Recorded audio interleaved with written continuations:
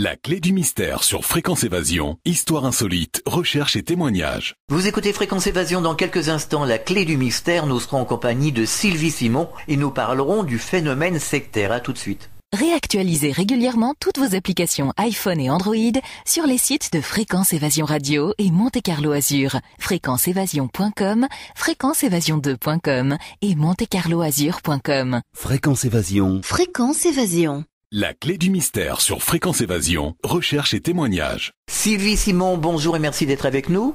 Bonjour. Alors, nous allons parler des sectes ou de ce que l'on qualifie de secte. Pour vous, Sylvie Simon, quelle est la signification exacte du mot secte ? Vous savez, je crois qu'au point de vue, en vérité, une secte, c'est une religion qui n'a pas été reconnue comme une religion. Parce qu'il ne faut pas oublier que la religion catholique, c'était la secte des Esséniens, à laquelle appartenait Jésus, qui était au départ de ça. Donc secte, c'est un mot qui est employé à tort et à travers. Ça représente des gens qui se réunissent pour parler soit de spiritualité ou de choses comme ça. Je ne sais plus quelle est la définition du dictionnaire, je ne l'ai pas regardé exactement, mais enfin, tout le monde n'a pas la même définition. Du reste, chaque fois qu'on a voulu critiquer des sectes, parce qu'on est ravi de dire qu'il y a un directeur de secte qui était forcément un homéopathe, enfin, toutes les médecines naturelles qu'on veut tuer, on les qualifie de sectes, mais c'est complètement aberrant, parce que les philosophes et les gens qui connaissent les sectes et qui les étudient s'aperçoivent que leurs critères de secte n'ont aucun rapport. Par exemple, ce monsieur, il y a un monsieur qui dirige ça, qui s'appelle monsieur Fenech, qui dirige une secte anti-secte qui s'appelle les Miviludes, mais qui est un malade mental du reste, qui est un personnage qui n'arrête pas de voir des sectes partout, mais il en voit partout. Vous savez, on se croirait revenu à l'époque de McCarthy, qui voyait des communistes partout, et c'est la même chose pour lui. Il voit des sectes partout. Dès qu'il y a trois personnes qui se réunissent, du reste, il estime, par exemple, qu'à partir du moment où on est végétarien, à partir du moment où on se soigne par des médecines dites douces, qui sont pas si douces que ça, du reste, quand on sait s'en servir, on fait partie d'une secte. Donc, ça ne veut strictement rien dire. Mais ce qu'il y a de dramatique, c'est que pour ces choses-là, nos gouvernements sont complices. Ce monsieur, cette secte anti-secte est payée par notre gouvernement. Et ça, c'est quand même pas normal du tout, que ce soit les deniers des citoyens qui paient toute cette bande de malades mentaux qui voient des sectes partout. Parce que tous les gens qui font partie de ça sont vraiment des gens incroyables. Et nos gouvernements n'arrêtent pas de se fier à eux, de vous dire, il y a eu Madame Morano, il n'y a pas tellement longtemps, a commencé à dire qu'il fallait faire attention justement parce qu'elle suivait les conseils de Monsieur Fenech. Or, Monsieur Fenech est un ancien juge qui a eu des gros problèmes de tous les côtés, il est ami avec tous les tyrans du monde entier, et il est connu pour avoir des casseroles un peu partout. Eh bien, ce monsieur est payé par la France pour aller détecter des sectes là où il n'y en a pas. Alors, en France, on est malade, mais il n'y a qu'en France que ça se passe. Je vous signale qu'à l'étranger, on est la rigolade de tout le monde. Alors certains de nos auditeurs nous disent, même d'ailleurs, nous avons constaté que l'on ne peut pas prononcer le mot spirituel qui a été, comme beaucoup d'autres mots, ou de parler de nouvelles pratiques de soins médicaux sans être assimilé à un mouvement sectaire. On dit que les mots, finalement, maintenant, on ne peut plus les prononcer, ils sont complètement usés, déformés. Absolument. Absolument, et ça c'est complètement ridicule, parce que effectivement on traite, quand on n'a aucun critère, aucune accusation réelle à porter contre des gens qui pratiquent des médecines qui ne sont pas les médecines allopathiques traditionnelles, non je dirais pas traditionnelles, mais des médecines allopathiques classiques, et maintenant qui sont mises dans une case et on ne peut pas sortir de cette case-là. Dès que vous sortez de la case, vous êtes considéré comme une secte, au point même que le ministère de la Santé vous savez, a décidé de faire une évaluation des médecines douces. Alors moi j'étais très surprise d'apprendre, au moment où justement, par exemple en Suisse, on a 67% des électeurs en Suisse ont introduit dans leur constitution la prise en compte des médecines complémentaires. Et les Français utilisent de plus en plus ça parce qu'ils voient la faillite de la médecine classique. Eh bien, il y a eu en France, par exemple, c'est un exemple typique, a décidé la création d'un groupe qu'ils appelaient un groupe d'appui technique sur les pratiques non conventionnelles à visée thérapeutique. Alors moi je pensais que cette décision aurait un impact qui relèverait d'une envie légitime de répondre à la demande des citoyens, parce que ici, comme toutes ces médecines sont critiquées et autres, il est évident que se sont engouffrés là-dedans des charlatans. Mais il y a des charlatans dans la médecine légale, dans la médecine illégale, etc. Alors justement, moi j'étais content, je me suis dit bon, peut-être qu'ils vont faire un beau travail, et quand on a lu la liste des membres de ce groupe d'appui technique, on se dit mais on croit rêver. Alors il y a des représentants de la Direction Générale de la Santé, de la Sécurité Sociale, de la FSAP, de la HAS, qui est la Haute Autorité de Santé, du Conseil National de l'Ordre des Médecins, de l'INSERM, de l'Académie Nationale de Médecine. Bon, tout ça c'est normal. Mais alors on trouve là-dedans un cancérologue, un rhumatologue, un psychiatre, qui n'ont aucun rapport avec les médecines qu'ils attaquent et qui ne connaissent pas du tout, et il n'y a aucun représentant de ces médecines. Mais par contre, on a invité un représentant de cette mission qui s'appelle la mission interministérielle de vigilance et de lutte contre les dérives sectaires. C'est ça qui s'appelle les Mévilules, qui est composé vraiment de gens complètement obsédés, qui se sont autoproclamés spécialistes des sectes. Mais ils en voient à tous les coins de rue, ce sont vraiment des obsédés. Alors tout ça, ça n'est pas normal. Et je prends un exemple justement. Cette Mévilule-là, elle est au départ, je ne sais plus en quelle année, elle est à l'origine de 900 procédures. Mais ce que coûtent toutes ces procédures, ça a donné lieu à 8 actions en justice en tout. Et puis en finir, il y a eu une condamnation, c'est-à-dire une amende pour certaines personnes de 5 000 francs. C'est tout. Et tout ça, on paie tout un groupe de personnes qui sont payées, qui font partie qui ont été engagées par M. Fillon, du reste, et qui les écoutent. Et je vous dis, Madame Morano, maintenant, c'est filles à ces gens-là pour faire des enquêtes. Ils sont allés, par exemple, dans les salons bio, en mettant dans certains salons bio, et là, les directeurs sont aussi coupables exactement que les gens qui font partie de cette secte. Il y avait écrit sur les murs, attention, les salons bio sont un repère de secte, c'est là qu'on trouve que vous courez des dangers, faites attention, attention, attention. Enfin, c'est inadmissible, des choses pareilles. Ça ne serait absolument pas admis dans d'autres pays où, je dois dire qu'il y a des vraies sectes, parce qu'il y a quand même des sectes qui existent, effectivement, mais qui sont admises, parce qu'après tout, chacun est libre de faire ce qu'il veut.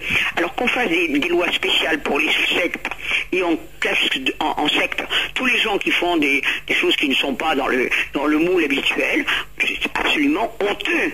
Et alors, justement, c'est la montée. Je pense que c'est fait pour combattre une certaine médecine, c'est-à-dire les médecines qu'on dit douces, justement. On en reparlera, oui. Et le président, qui est M. Fenech, représente un danger pour notre société, et pour nos enfants aussi. Alors Christian, un auditeur de Cahors, a une question très pertinente. Il nous dit, est-ce que les laboratoires et les gouvernements, les religions ne sont pas des sectes officielles ?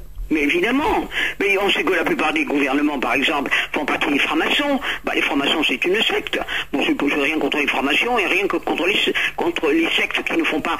C'est pour ça que si quelqu'un dans une secte fait une chose illégale, il doit être traité comme un citoyen normal, c'est-à-dire passer devant les tribunaux pour une action qui est illégale. Mais je ne vois pas pourquoi il y a cette chasse aux sectes avec des espèces de représentants spéciaux, de traqueurs de sectes qui sont, je vous dis, vraiment des malades mentaux au départ. Et alors, par exemple, le président de cette commission parlementaire, par exemple, ce fameux Georges Fenech, nommé par notre gouvernement, dénonce tout ce qui, à ses yeux, représente un danger pour notre société.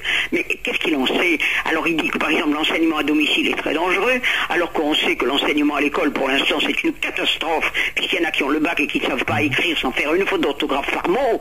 Bon, il critique les thérapies alternatives qu'ils ne connaissent pas du tout. Et alors, le pire, c'est le refus de vaccination. Alors là, si vous refusez la vaccination, vous êtes encore plus sectaire que toutes les sectes réunies.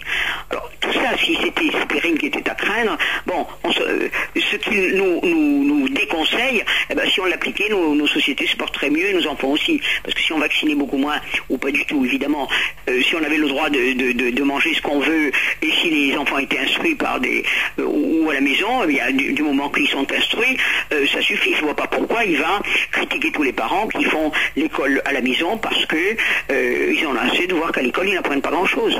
Donc on ne fait plus la différence entre le vrai sens du mot secte, au sens propre du terme, et nous sommes sans arrêt dans l'amalgame. Ah mais sans arrêt. Et je vous dis, ceux qu'ils appellent eux des sectes n'ont aucun rapport avec les sectes telles que les décrivent les spécialistes des sectes. Alors, qu'il y ait des sectes qui soient dangereuses, qu'il y ait des gens qui profitent. Il suffit de voir, quand vous avez des sectes qui représentent des gens qui traitent beaucoup d'argent, qui encaissent beaucoup d'argent, comme la scientologie par exemple, ou des choses comme ça. Bon, je veux bien, mais quand vous avez 3 personnes qui se réunissent pour faire l'école à la maison, ça s'appelle pas une secte. Voilà. Il faut dire une chose, c'est qu'au moment du régime d'Hitler, les sectes ont été extrêmement pourchassées aussi. Alors on se demande si on n'est pas revenu au régime hitlérien. Alors exemple, aujourd'hui où l'on découvre des scandales à répétition, prenons l'exemple, celui des laboratoires. Est-ce que face aux médecines parallèles, la médecine allopathique n'a-t-elle pas une attitude sectaire ? Ah mais totalement. Parce que quand on prend par exemple, justement, je reprends ce monsieur Fenech, quand on lui dit est-ce que vous avez interrogé les représentants des sectes, et il vous répond ah mais ces gens-là on ne les interroge pas, on ne discute pas avec eux, on les condamne sans leur donner la parole. Alors c'est exactement la même chose que les laboratoires qui n'ont pas du tout envie de donner la parole aux représentants des ostéopathes, des homéopathes et de toutes ces médecines qui sont très efficaces puisque les Français se tournent de plus en plus vers ça parce qu'ils savent très bien quelle est la faillite de notre médecine allopathique actuellement qui est en train vraiment de tuer à une vitesse folle. Et effectivement, si vous le tuez dans la légalité, tout est admis, mais si vous êtes soigné par un médecin homéopathe par exemple et que vous mourriez parce que vous avez eu avant des traitements qui vous ont planqué complètement en l'air, eh bien à ce moment-là, le médecin risque d'être traité de sectaire et autres. Moi j'ai des quantités d'amis qui sont passés devant le Conseil de l'Ordre, et au Conseil de l'Ordre, au moment du procès, on a demandé aux gens qui étaient témoins, est-ce que le médecin qui vous a reçu avait des amulettes, est-ce qu'il avait un pendule, comme si le pendule était un objet de secte, est-ce qu'il avait ceci et cela, et la plupart de mes amis qui ont eu des ennuis ont répondu, moi je suis un médecin, je soigne comme tous les médecins, avec des méthodes peut-être homéopathiques, mais c'est tout. C'est quand même, je ne fais pas des cris-cris et je ne suis pas un sorcier africain. Alors on a vu des responsables de librairies ésotériques être taxés de sectes. Ils vendent des livres sur le paranormal ou des jeux de tarot. On dit, tiens, attention, c'est une secte. Exactement. Donc tout ça c'est absolument. Alors il y a eu des listes de sectes énormes qu'on a données et puis finalement quand ça a été vérifié par les spécialistes des sectes, il en restait très peu. Les Rose-Croix sont considérées par exemple comme une secte. Aux États-Unis c'est considéré comme une religion. Pourquoi est-ce que les Rose-Croix seraient des sectes ? Est-ce qu'il y a un jour un espoir de voir les différentes médecines, par exemple, voir aussi les différentes idées politiques qui vont dans le bon sens, unir leurs efforts afin d'avancer dans un monde meilleur ? Oui, mais ça dépend de la conscience de l'humanité. Moi, je pense que l'humanité est en train de... la conscience de l'homme est en train de s'éveiller. Parce que, beaucoup à cause de tous les scandales qu'il y a eu, tous les scandales qu'il y a eu, qui ont existé, nous montrent que nous sommes dans une société complètement pourrie jusqu'à la moelle, avec que des gens pourris, et que la médecine est aussi complètement infiltrée par des mafieux. Regardez tous les retraits de médicaments, tous les accidents qui sont arrivés, et le comment dirais-je, le parcours du combattant que doivent suivre toutes les victimes, mais c'est honteux. C'est à elles de prouver que le produit qu'elles ont pris ont été mauvais, alors que normalement c'est au laboratoire de prouver que effectivement leur produit n'est pas nocif. Donc c'est une chose, on est dans l'illégalité totale par rapport à la liberté de penser, la liberté d'expression et la liberté de religion qui nous est garantie théoriquement par notre Constitution. Alors on vous dit oui mais vous comprenez ça met des enfants en péril, mais si des parents se conduisent mal et mettent les enfants en péril, je suis tout à fait d'accord pour qu'on défende ses enfants, mais il ne faut pas que, à partir du moment où des parents sont végétariens et élèvent les enfants dans cette forme de nourriture, je ne vois pas pourquoi ils sont qualifiés de secte. Alors pour le coup, comment faire pour combattre les vraies sectes? Il faudrait que... moi je pense que d'abord tous les scandales qui arrivent vont quand même contribuer au réveil de l'humanité entière. Hein. On va se rendre compte un jour que tout ce qu'on nous raconte est faux, que chaque fois qu'on ouvre le poste de télévision, on est désinformé, qu'on nous raconte n'importe quoi, et que même les gens qui le racontent la plupart du temps sont eux-mêmes dupes et complètement roulés, ils ne savent pas de quoi ils parlent. Donc il va y avoir une prise de conscience des citoyens, et je pense qu'on va être obligé d'abandonner cette espèce d'attitude. Ne serait-ce, moi j'espérais que l'Europe arrangerait ça, parce que dans les autres pays voisins, en Europe, on n'est pas du tout sectaire comme on l'est en France. Sectaire en tant que répression de ce qu'on appelle les sectes, parce que ce sont les gens qui sont anti-sectes la plupart du temps qui sont totalement sectaires. Quand vous voyez ce qu'est effectivement la définition des sectes, qui sont des gens qui ne veulent pas de discussion et autres, c'est exactement ces instances de répression. Mais alors évidemment, ce qu'il y a d'abord de honteux, c'est que notre gouvernement soutienne ces choses-là. Il faudrait que tous les citoyens écrivent en disant c'est une honte, mais malheureusement chaque fois qu'il y a des accidents avec des gens qui sont accusés à tort, ça reste dans la confidentialité, ça n'intéresse que les journaux locaux. Alors on vous dit il y a eu un gourou de secte qui a été attrapé parce qu'il y avait, effectivement, il y avait parfois une dizaine de familles qui vivaient en communauté, en mangeant des choses bio. Vous savez très bien que c'est toujours difficile de trouver à se loger et autres, qui recueillaient dans des gens qui se mettaient en groupe, pourquoi pas, pour faire l'école aux enfants, pour faire de l'agriculture saine et normale, pas l'agriculture intensive qui nous empoisonne tous les jours. Eh bien ces gens-là sont qualifiés de sectes. Mais c'est aussi honteux. Oui, c'est un peu comme les gens qui vivaient en 68, un peu les babacools, les hippies, ils faisaient de mal à personne. C'est comme le mode qu'il y a eu justement en Israël les premiers temps, justement, avec leur façon de se rassembler et tout, on pourrait considérer ça comme des sectes.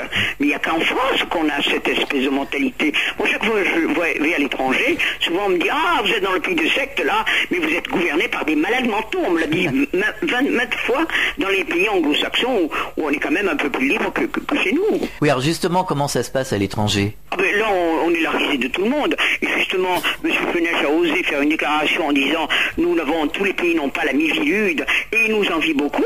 Ça n'est pas vrai. Il n'a jamais sorti de l'Hexagone, ce bonhomme, parce que s'il était sorti, il aurait vu qu'il y a tous les étrangers se moquent de nous. Ils n'ont aucun système anti-secte. Ils foutent la paix à tout le monde et chacun est libre d'agir comme il veut. Et si quelqu'un veut entrer même dans une secte, dans leur définition de la secte, ça regarde les individus.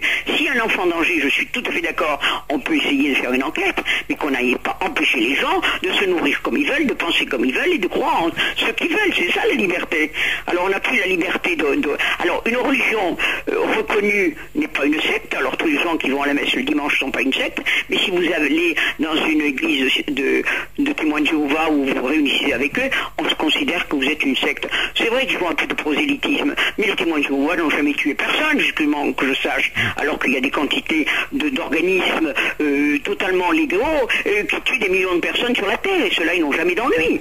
Oui, alors par exemple, ce qu'on appelle les sectes dangereuses, ça doit être une minorité à mon avis, les gens qui, si vous voulez, ont des pratiques un peu bizarres, sexuelles, vous voyez ce que je veux dire? Ah oui, non, mais ce sont des sectes sataniques, ce sont des malades, voilà. C'est autre chose, mais si par exemple des histoires de sexe, eh bien ça relève des tribunaux, comme tous les scandales qu'il peut y avoir. Mais je vous signale que tous les hommes politiques qui ont des problèmes en ce moment avec des histoires de viol d'enfants et des choses comme ça, on les considère pas comme des sectes, et pourtant on va accuser des sectes de faire la même chose, mais ils le font aussi. Donc on pourrait dire que le mot secte s'apparente justement à ce genre de... Oui, mais ça a dévié, puisque cet organisme qui s'appelle les Miviludes n'accuse pas les sectes d'avoir des problèmes sexuels, si on peut dire. Il les accuse de vivre autrement, de penser autrement, d'oser mettre en cause notre nourriture, d'oser mettre en cause nos religions dans certains cas.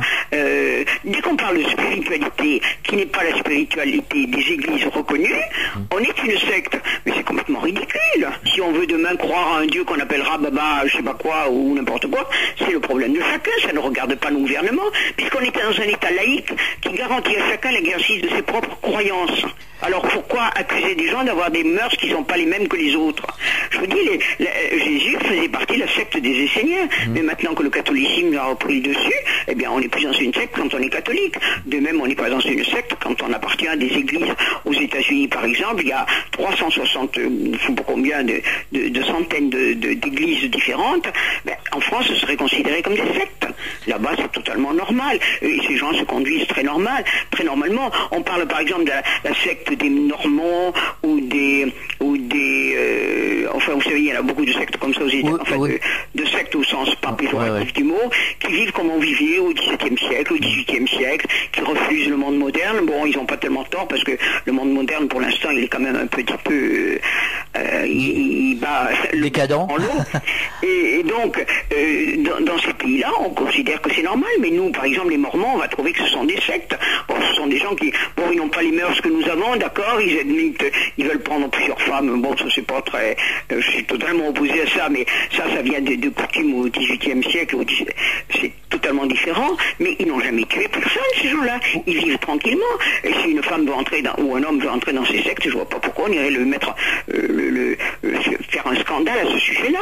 On agit exactement comme Hitler le faisait, ou comme McCarthy aux États-Unis, je vous dis, qui avait une liste noire, les sectes anti-sectes. Donc une idée, c'est de faire une liste noire des Français qui ne se conduisent pas comme tout le monde. Alors si se conduire comme tout le monde, c'est se conduire bien, et se conduire un peu différemment, c'est se conduire mal, alors là, où va-t-on? Eh ben, effectivement, on va à la dérive comme nous le faisons maintenant. Oui, ce genre de comportement, on parlait à l'instant de prendre plusieurs femmes, par exemple, on ne le trouve pas spécialement dans les sectes, on le trouve dans certains pays. Mais on l'admet chez les musulmans qui sont en France. Je prends un exemple. Alors, on vous met pas en prison et on vous tue pas. En France, il y a des musulmans qui ont plusieurs femmes et qui touchent en plus des allocations familiales, ce que je trouve un peu anormal. Bon, mais c'est admis à ce moment-là. Et pourquoi est-ce que ce serait pas des sectes par rapport à nos religions à nous? Donc il faut avoir du bon sens, ouvrir l'œil comme d'habitude. Mais comme d'habitude, mais ne pas critiquer le voisin sous prétexte qu'il a des mœurs qui ne sont pas les nôtres, qu'il a des croyances qui ne sont pas les nôtres. Et si les gens veulent avoir des bouddhas chez eux ou de l'encens et tout ça, foutez-leur la paix, nom d'une pipe, c'est leur problème. Parce que si encore on était parfait dans notre société, on pourrait à la limite comprendre qu'on voudrait que tout le monde soit parfait comme nous. Mais notre civilisation est très loin d'être parfaite, je crois que chacun peut le constater chaque jour. Hein. Nous sommes en compagnie de Sylvie Simon sur Fréquence Évasion, c'est la clé du mystère. On marque une pause, on revient dans quelques instants. Chaque jour sur Fréquence Évasion Radio, vos rendez-vous quotidiens. Écoutez Fréquence Évasion en téléchargeant l'application iPhone ou Android et retrouvez-nous sur www.fréquenceévasion.com. Infos, chroniques, interviews et détente. Fréquence Évasion Radio, dites-nous tout. Fréquence Évasion. Fréquence Évasion. La clé du mystère sur Fréquence Évasion, recherche et témoignages. Nous sommes de retour sur Fréquence Évasion. Dans la clé du mystère, nous parlons de sectes et de phénomènes sectaires. Est-ce que vous avez des ouvrages de référence sur les sectes à nous conseiller pour un peu remettre de l'ordre dans la tête de chacun ? Non, alors il y a eu des livres là, mais je ne les ai pas dans la tête. Il y a une association comme ça qui s'occupe de toutes ces informations et de toutes ces choses-là, et qui ont des livres. Mais moi, personnellement, j'en ai pas. J'ai eu des rapports de psychiatres, de gens qui s'occupent de ces choses-là, de juristes aussi, qui vous démontrent qu'on qualifie de secte tous les gens dont on veut se débarrasser. Hein. Mais je n'ai pas de livre spécial là maintenant dans ma tête à vous donner comme ça. J'avoue que je sais pas, mais on peut s'adresser à ce moment-là à un organisme qui s'appelle attendez, je sais plus comment ça s'appelle, on doit le trouver sur internet. C'est le centre d'information pour la liberté des croyances, enfin je sais pas quoi, et qui sont des gens qui sont pas du tout sectaires, qui appartiennent pas à des sectes, mais qui défendent justement ceux qui sont attaqués comme faisant partie de sectes alors qu'ils n'en font pas partie, qu'on arrête de traiter. Alors chaque fois on vous dit par exemple, oui, je crois qu'il y a eu un enfant qui est mort il y a pas longtemps, il était traité par un homéopathe, alors évidemment ça devait être une secte, mais tous les enfants qui sont tués par la médecine classique, il y en a des centaines et des milliers, personne ne crie au scandale. Si un enfant qui est traité par un homéopathe et qui meurt, on va voir si l'homéopathe ne faisait pas partie d'une secte, parce que c'est sectaire, etc. Donc on est dans un monde complètement fou, on nous bourre le crâne, et malheureusement on fait peur aux gens avec cette histoire. Oui, on balance des qualificatifs comme ça à tout va, n'importe comment. Et alors ce monsieur en plus qui dirige ça, c'est C'est un ancien substitut général à la cour d'appel. Hein. Bon, il a été reconnu coupable d'injure publique raciale. Bon, mais il n'a pas été condamné parce qu'en France, les politiques sont coupables mais jamais condamnables. Ça, nous sommes tous payés pour le savoir. Bon, mais sa conduite l'a quand même obligé à prononcer la dissolution de l'association professionnelle qu'il présidait. Hein. Je crois que c'était en 98 ou je sais plus quoi. Il a dû renoncer à un poste de magistrat pour lequel il était pressenti. C'est vraiment un monsieur qui n'est pas du tout, comment dirais-je, qui n'est pas fiable. Et à la tête d'une commission de rapport sur les sectes, on trouve quelqu'un qui n'a personnellement aucune recherche, sinon des démarches vraiment minables, puisqu'il dit qu'il ne veut même pas parler avec eux.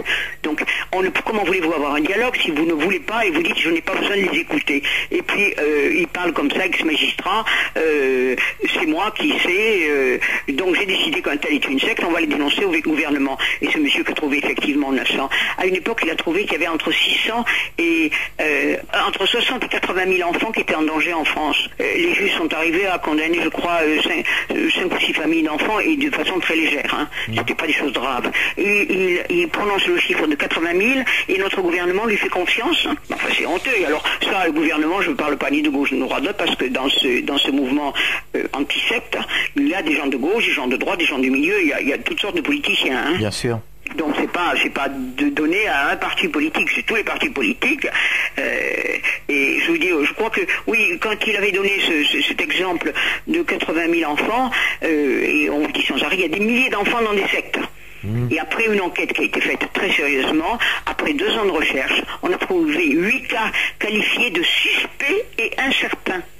Et ce monsieur avait déclaré à ce moment-là qu'il y avait entre 60 et 80 000 enfants qui étaient en danger, et notre gouvernement l'a repris, et les gens le reprennent. Alors je comprends que les mères aient peur pour leurs enfants quand on leur donne des chiffres pareils, mais ce sont d'énormes mensonges. Oui, il ne faut pas tomber dans le phénomène de l'escroquerie. Non, il faut demander à des universitaires, à des membres de l'éducation nationale, à des juges, à des historiens des religions qui vous diront que le problème des sectes en France, c'est pas un problème. Arrêtez d'avoir peur. Mais c'est très pratique d'avoir secte, parce que quand on n'a aucun moyen de condamner des médecines qui gênent les laboratoires et tout le fric qu'ils engrangent de façon absolument malhonnête, eh bien, on est ravis de pouvoir taxer ces gens de secte, et puis c'est terminé. Une fois qu'on a dit qu'il appartenait à une secte, les Français se taisent et ne respectent plus et n'essaient pas de défendre ces médecines-là. Est-ce que vous avez un message adressé aux auditeurs concernant ce phénomène dit sectaire, ou autre message? Moi je crois que, vous savez que je suis connu pour ma bagarre contre les vaccinations. Je ne crois pas au bienfait de la vaccination. Mais s'il y avait un vaccin qui était utile sur la Terre, ce serait un vaccin contre la peur. Parce que c'est par la peur que tous les régimes forts, les régimes totalitaires ont régné. Et que si on ne pouvait enlever la peur aux gens, on s'apercevrait qu'il n'y a pas besoin d'avoir peur. Alors on fait peur aux gens avec les sectes, comme si c'était vraiment des prédateurs qui vont des sectes sataniques, comme on dit. Bon, je sais que ça existe, mais il y a des malades mentaux partout. Hein. Ouais. On n'a pas besoin de faire pratique une secte pour ça ou d'être classifié en tant que secte. Mais les gens qu'on accuse de secte en général, c'est pas du tout ça. Ce sont, je vous dis, des gens qui se réunissent pour manger d'une façon différente, ou qui mangent pas de viande, ou qui se réunissent le soir ou comme ça à des rendez-vous pour parler, souvent de spiritualité. Mais en France, dès qu'on parle de spiritualité, on vous dit vous appartenez à une secte. Donc c'est une maladie qu'ont les Français et on leur fait peur. Alors moi je comprends les gens qui vous disent oui effectivement c'est quand même un peu dangereux, etc. Et ce monsieur Fenech dont j'ai parlé et qui est président de cette anti-secte, il rêve de faire comme Joseph McCarthy. Et vous savez bien tout ce qui s'est passé aux États-Unis, les carrières qui ont été brisées, des vies qui ont été brisées à cause de gens comme ça. Ouais. Et du reste il y a eu des problèmes avec la Cour des comptes qui avait constaté que il y avait des véhicules banalisés qui appartenaient à la direction générale de la police nationale qu'on prêtait à ces gens-là. Et tout ça, ça coûte par an, je crois, 2,5 millions d'euros. Bon, et tout ça, on les a passés à ces gens-là.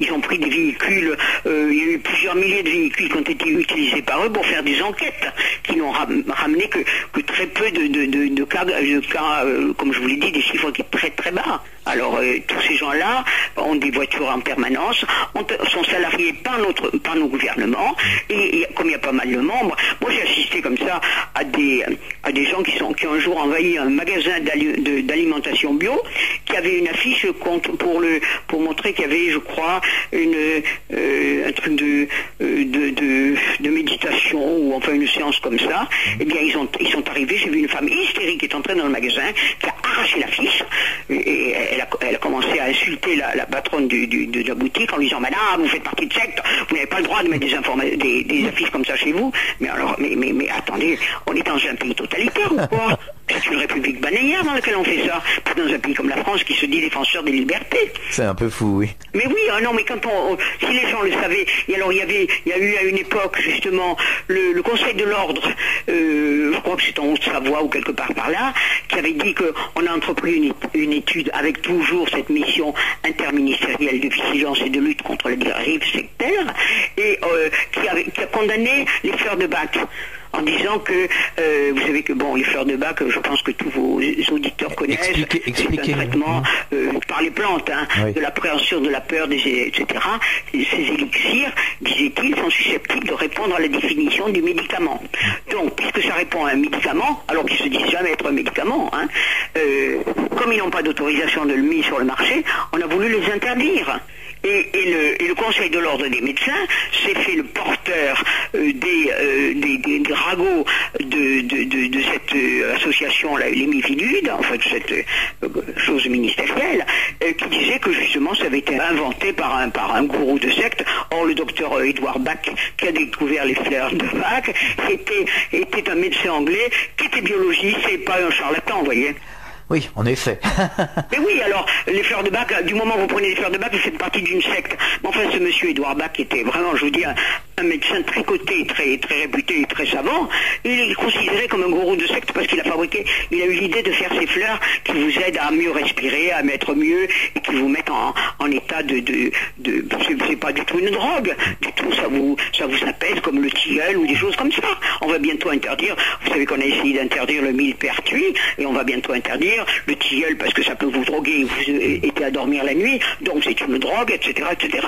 Ce sont vraiment des gens qu'il faut supprimer de notre civilisation, il faut les empêcher de nuire. Je ne dis pas qu'il faut les tuer, il faut les mettre de côté, mais ne pas leur donner le pouvoir qu'ils ont. On est dans l'absurde, là. Et voilà. Et alors, justement, je crois qu'à ce moment-là, le Conseil de l'ordre avait justement dit que les fleurs de Bach étaient utilisées par de nombreux thérapeutes qui disaient que l'utilisation et la consommation de ces fleurs de Bach étaient prônées par des groupes se réclamant du nouvel âge. Alors le nouvel âge, c'est la secte. Oui, automatiquement. Et le nouvel âge, on y fourre tout. C'est n'importe quoi. Parce qu'ils ne savent même pas ce que c'est. Ils parlent de choses qu'ils ne connaissent pas. S'ils avaient fait des enquêtes sur le terrain, je veux bien, mais ça n'est pas le cas. Sylvie Simon, vous avez des projets en cours?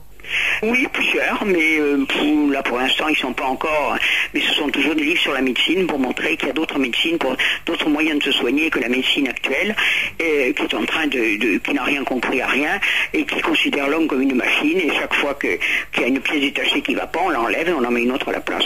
C'est pas ce que j'appelle les principes de santé, et vous savez aussi bien que moi que notre sécurité sociale, l'État français dépense 1 milliard par jour pour que notre médecine soit la meilleure du monde.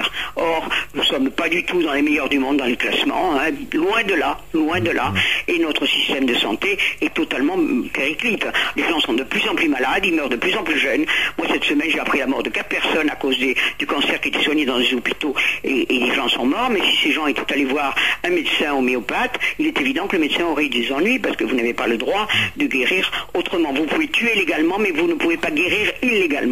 Donc vous pensez qu'on va aller vers une nouvelle ère de médecine? Je le souhaite de tout mon cœur, parce que vraiment on est quand même dans une impasse, et là même les gens bien intentionnés, très très entrés dans des moules, admettent qu'on ne peut pas continuer comme ça. C'est absolument impossible. C'est l'argent qui règne partout, tout est corrompu dans tous les sens. Vous trouvez des scandales dans tous les milieux, tous les métiers, partout, tout est corrompu. Alors il faudrait peut-être un jour s'arrêter d'être dans cet état-là et d'avoir cette civilisation. Il faut tout changer. Alors jusqu'à maintenant, on met toujours des rustines. On dit oui, ça va pas, on va mettre une petite rustine. Il faut tout ficher en l'air et recommencer de zéro. Mais s'apercevoir qu'on s'est trompé depuis pas mal de temps.